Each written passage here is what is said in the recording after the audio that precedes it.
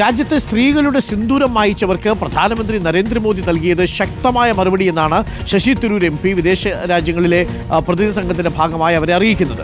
Operation Sindoor അനിവാര്യമായ ഒന്നായിരുന്നുവെന്ന് പ്രധാനമന്ത്രി വ്യക്തമാക്കിയിട്ടുണ്ട്. ഭീകരതയ്ക്ക് ഇന്ത്യ എന്തു മറുപടി നൽകുമെന്ന് വ്യക്തമായി എന്നും ശശി തരൂർ പറഞ്ഞു. പനാമയിൽ തരൂരിന്റെ നേതൃത്വത്തിലുള്ള സംഘം സന്ദർശനം നടത്തുകയാണ്. നമുക്ക് തരൂർ പറഞ്ഞതൊന്ന് കേൾക്കാം.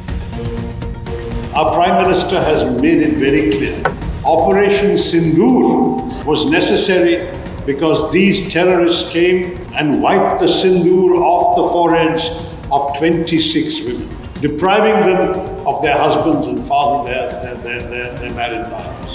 And India decided that the color of the sindoor, that vermilion color on the forehead of our women, will also match the color of the blood of the killers, the perpetrators, the attackers.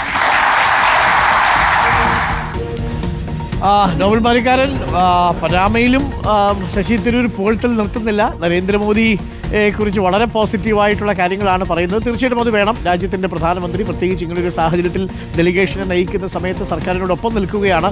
കുറച്ചധികമാകുന്നുണ്ടോ ഈ പുകഴ്ത്തൽ Nobel?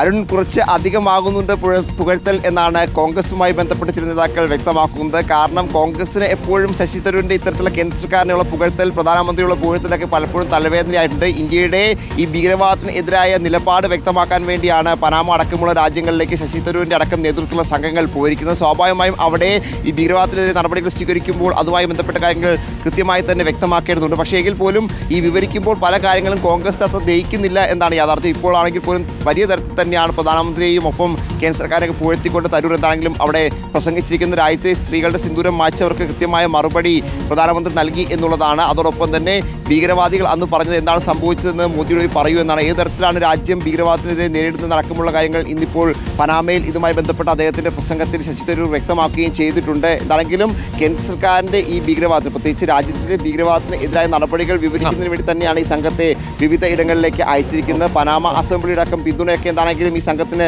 ലഭിക്കുകയും ചെയ്യുന്നുണ്ട്. പോയ രാജ്യങ്ങളിലൊക്കെ പ്രത്യേകിച്ച് ശശി തരൂർ മാത്രമല്ല വിവിധങ്ങളായി ശ്രീകാന്ത് ഷിൻഡെ, അതോടൊപ്പം തന്നെ സുപ്രിയ സുലെ അടക്കമുള്ള നേതാക്കളുടെയൊക്കെ നേതൃത്വ സംഘങ്ങൾ പോകുന്നുണ്ട്. അവരെ കൃത്യമായി തന്നെ ഇത്തരത്തിൽ സർക്കാരിൻ്റെ നിലപാടുകൾ, പ്രത്യേകിച്ച് ഇന്ത്യയുടെ നിലപാടുകൾ ഇതിൽ വാചാലരാകുകയും ചെയ്യുന്നുണ്ട്. പക്ഷേ തരൂരിൻ്റെ കാര്യത്തിൽ തരൂർ അല്പം കടന്നു പറയുന്നു എന്നാണ് കോൺഗ്രസ് നേതാക്കൾ പ്രധാനമായും വിമർശനം ഉന്നയിക്കുന്നത്. വരും ദിവസങ്ങളിൽ അത് കോൺഗ്രസിൽ വലിയ പൊട്ടിത്തെറിക്കും കലാപത്തിനൊക്കെ ഇടയാകാൻ സാധ്യതയുണ്ട്. താനും ഓക്കെ, താങ്ക് യു. നോബൽ മാരിക്കാരനാണ് ചേർന്നത്.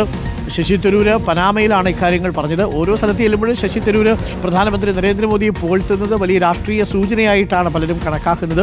കോൺഗ്രസിനുള്ളിൽ വലിയ അമർഷവും രൂപപ്പെടുന്നുണ്ട് ഈ സാഹചര്യത്തിൽ. നമ്മുടെ നാട്ടിൽ മല്ലികാർജ്ജുൻ ഖർഗെ പഹൽഗാം ഭീകരരെവിടെയെന്ന് കേന്ദ്ര സർക്കാരിനോട് ചോദിച്ചുകൊണ്ടിരിക്കുമ്പോഴാണ് നമ്മുടെ MP പനാമയിൽ പോയിട്ട് പ്രധാനമന്ത്രിയെ പുകഴ്ത്തുന്നത് എന്നുള്ളതാണ് രാഷ്ട്രീയ വൈരുദ്ധ്യമായിട്ട് ചൂണ്ടിക്കാണിക്കപ്പെടുന്നത്.